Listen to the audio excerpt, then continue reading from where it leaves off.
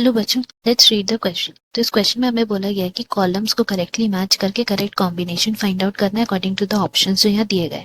सो column 1 में हमें दिए गए हैं कुछ ऑप्शंस, लाइक ए में है खांसी एंड जैंटिया, बी में वेस्टर्न घाट्स एंड श्रीलंका, सी में जूलॉजिकल पार्क्स एंड डी में सीड बैंक्स। एंड कॉलम 2 में हमें उनसे रिलेटेड कुछ फंक्शंस दिए हुए हैं। सो बेसिकली हम लोग यहाँ पे बोल सकते हैं हमारा की कॉन्सेप्ट क्या हो जाएगा, बायोडाइवर्सिटी कंजर्वेशन। सो बायोडाइवर्सिटी कंजर्वेशन के बारे अगर हम लोग बात करें देन हम लोग बोल सकते हैं कि इट इज अ प्रोसेस जिससे हम लोग अपने डाइवर्सिटी को, अपने इकोसिस्टम को कंजर्व करते हैं। सो यहाँ पे हम लोग इसका डेफिनेशन जो है एज अ होल लिख सकते हैं, conservation of ecosystem which include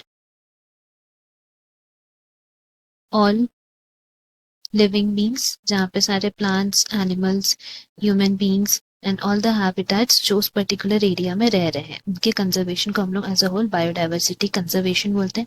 now इसका कंजर्वेशन वेरियस वेज में हो सकता है। किस वेज में हो सकता है, देन यहाँ पे हम लोग बोल सकते हैं इधर they can be in situ conservation, that is on site conservation, या एक्स सीटू कंजर्वेशन जिसको हम लोग बोलते हैं ऑफ साइट कंजर्वेशन होता है। नाउ इसमें अगर हम लोग कुछ एग्जांपल्स लें, लाइक सबसे पहले अगर हम लोग बात करते हैं इन सीटू कंजर्वेशन की। सो इन सीटू कंजर्वेशन में क्या होता है कि उस पर्टिकुलर एरिया को, कुछ कुछ पर्टिकुलर एरियाज हम लोग ले लेते हैं एंड उसको फिर हम लोग कंजर्व करते हैं। ये वेरियस वेज में हो सकते हैं, लाइक हॉटस्पॉट्स रीजन्स हो सकते हैं। एंड ये हॉटस्पॉट्स रीजन्स कैसे रीजन्स है, वो रीजन जहाँ पे मैक्सिमम प्रोटेक्शन जरूरत पड़ता है, बिकॉज यहाँ पे हाई लेवल ऑफ एंडेमिज्म रहता है, मतलब यहाँ पे ऐसे स्पीशीज प्रेजेंट रहते हैं जो सिर्फ उसी पर्टिकुलर एरिया में मिलते हैं, वो हॉटस्पॉट्स हो गए। या फिर हमारा बायोस्फीयर रिजर्व्स, फिर आ जाएगा हमारा national parks and wild life sanctuaries. ये सब जो है सब हमारे इन सीटू कंजर्वेशन से।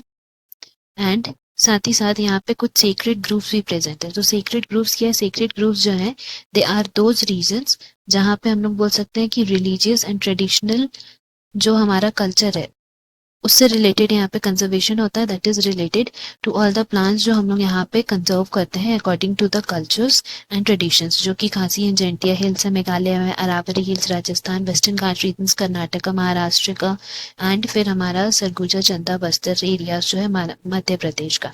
सिमिलरली हॉटस्पॉट्स के भी कुछ रीजन है, लाइक वेस्टर्न घाट्स हमारा हो गया वहाँ पे, फिर Sri Lanka, Indo Burma areas and Himalayan regions. तो ये सब हमारा इन सीटू कंजर्वेशन हो गया। सिमिलरली अगर हम एक्स सीटू की बात करें तो इसमें क्या होता है कि कोई भी पर्टिकुलर स्पीशीज को हम लोग ले जाते हैं एंड फिर उसको अलग से उसी इन्वायरमेंट में, मतलब जिस तरह का इन्वायरमेंट में लोग रहते हैं उस तरह का इन्वायरमेंट हम लोग प्रोवाइड करके देते हैं एंड वहां पे उनको रखा जाता है, like that of the zoological parks हम लोग यहाँ पे लिख सकते हैं,